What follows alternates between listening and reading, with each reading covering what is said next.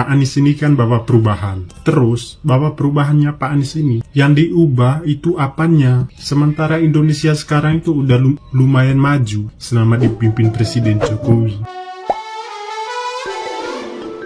Hola netizen yang tercinta, calon presiden nomor urut 1 Anies Baswedan menghadiri acara Multaqo Ulama dan Tokoh Jawa Barat di Grand Pasundan Convention Hotel Bandung, Jawa Barat pada Minggu 28 Januari 2024. Dalam acara tersebut, sebanyak 265 ulama dan tokoh masyarakat di Jawa Barat mengeluarkan fatwa wajib untuk mendukung pasangan Amin. Adapun fatwa tersebut tertuang dalam sebuah surat yang ditandatangani oleh sejumlah ulama dan tokoh masyarakat Jawa Barat. Salah seorang ulama Jawa Barat, Atian Ali, mengatakan meski tidak menyebutkan, contohnya sudah mulai marak indikasi kecurangan menjelang hari pemilihan di tanggal 14 Februari. Menurutnya, indikasi itu ialah memuluskan langkah salah satu paslon menjadi presiden dan wakil presiden. Dia menegaskan jangan sampai pemimpin Indonesia dihasilkan dari pemilu yang curang, sebab Allah Subhanahu wa Ta'ala tidak akan memberkahi pemimpin yang dihasilkan dari pemilu yang curang. Sementara itu, Anies mengaku dukungan yang diberikan oleh ulama dan tokoh masyarakat Jawa Barat merupakan amanah untuk dapat menciptakan keadilan dan juga kemakmuran di Indonesia. Anies sepakat bahwa masyarakat jangan sampai dibiarkan memilih pemimpin yang curang dan tidak adil. Dia bahkan sampai menyebut salah satu contoh dari kecurangan, yakni terkait dengan netralitas aparat negara.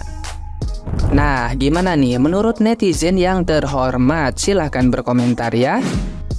Perekonomian Indonesia ini sedang tidak baik-baik saja. Di era Presiden Jokowi, pertumbuhan hanya 5,3%, bahkan hanya sampai 7%. Bahkan hutang negara ini juga semakin menumpuk. Nggak bisa kita begini terus. Kalau kita begini terus, mau jadi apa Indonesia? Gimana solusinya? Biar ekonomi Indonesia meningkat baik, tidak ada hutang. Solusinya cuma satu, dukung Anies Baswedan menjadi presiden. Nah, kenapa harus Anies? Karena semuanya sudah terbukti, teman-teman. Ilmu perekonomian yang dimiliki oleh Anies Baswedan sangat tinggi dan sangat manjur. Perekonomian itu apa sih? Ekonomi adalah ilmu dagang, teman-teman, yang menguntungkan penjual. Nah, ini semua sudah dilakukan oleh Anies Baswedan ketika mau menjabat sebagai gubernur DKI. Apa? Nah, buktinya waktu kampanye mereka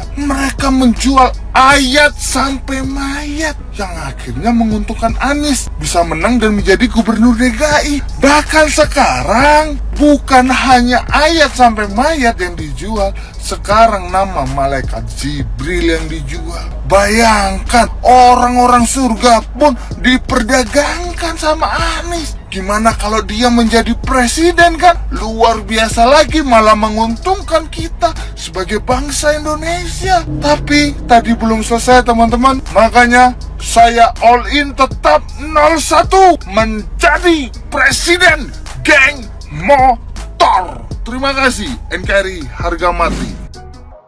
Aduh, Pak Anies ini kayak nggak ngerti gitu loh masyarakat Indonesia. Kita tuh kalau ada masalah tuh bukan pengen penjelasan dan solusinya, enggak Pak. Kita tuh bangsa yang udah terbiasa dengan masalah. Jadi kalau ada masalah tuh ya dijogetin, dibawa asik Pak. Masalahnya akan selesai? Ya enggak. Tapi ya kita udah terbiasa Pak hidup sama masalah Pak. Jadi nggak usah lah Pak mikir-mikir soal membaca data, melihat permasalahan, mencari solusi. Nggak usah lah Pak. Jadi selagi masih masa kampanye nih Pak, saran saya selagi masih masa kampanye nih Pak, cari salah satu hiburan lah Pak gitu. Karena kita tuh lebih seneng dihibur Pak daripada diedukasi.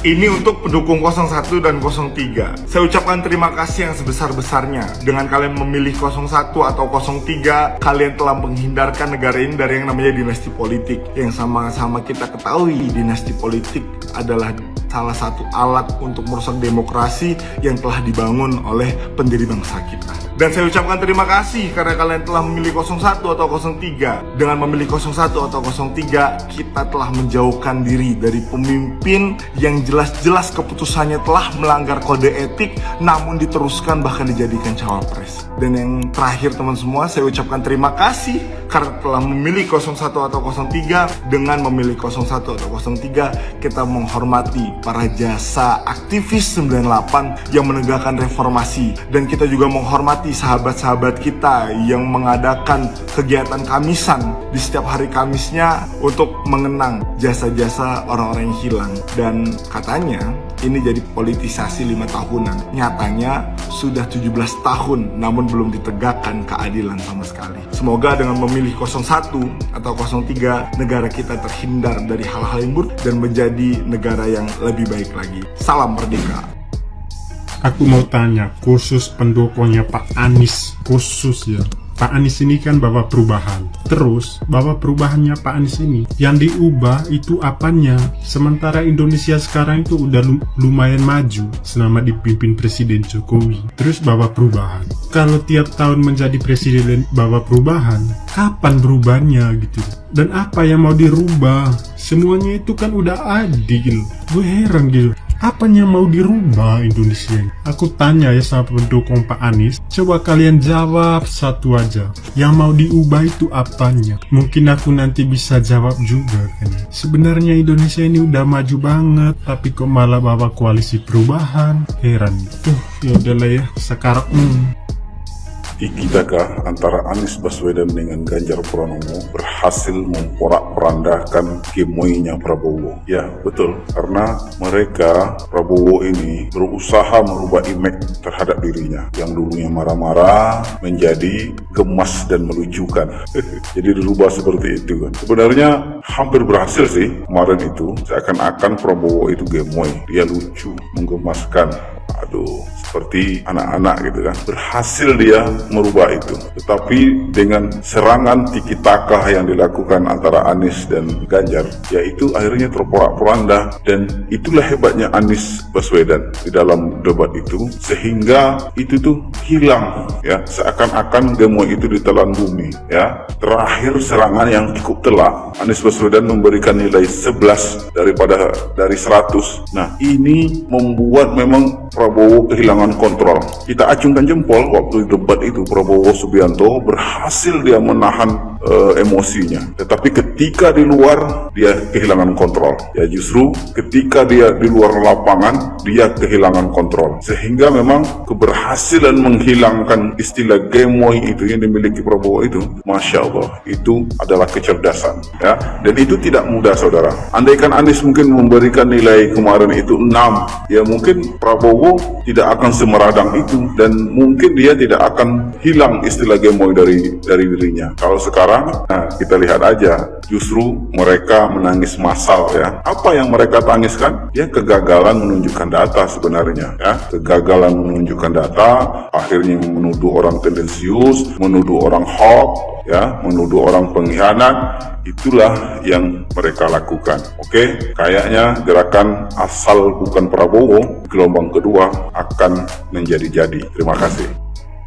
Capek gua jelasinnya, dongo banget udah. Mau dikasih data kayak gimana juga udah dongo banget udah. Pas Sandiaga Uno udah bilang di sebuah podcast, Pak Anies itu diminta menjadi gubernur DKI Jakarta bukan karena dia minta-minta ke Pak Prabowo, tapi karena Pak Sandiaga Uno yang mau. Jadi seharusnya kalau utang budinya ke Sandiaga Uno sama ke PKS, bukan ke Pak Prabowo. Kelar tuh di situ. Jangan dongo lagi. Satu lagi nih yang namanya pengkhianat kayak gini nih. Waktu Pak Jokowi mau jadi gubernur DKI Jakarta, itu yang nyodorin ke Ibu Mega Pak Prabowo. Lantas Pak Jokowi jadi presiden. Setelah jadi presiden berlawanan sama Pak Prabowo. Oh, nggak dibilang pengkhianat? Satu lagi, dulu Pak Prabowo nggak terima tuh hasil pemilunya, kalah. Akhirnya pendukungnya pada demo tuh di depan Bawaslu. KPPS mati ratusan, pendukungnya mati puluhan, dan dia berjanji bakal timbul dan tenggelam sampai mau bikin surat wasiat buat pendukung-pendukungnya. Janji bakal timbul dan tenggelam bersama rakyat. Tapi akhirnya apa? Udah banyak nyawa yang mati, ulama masuk penjara,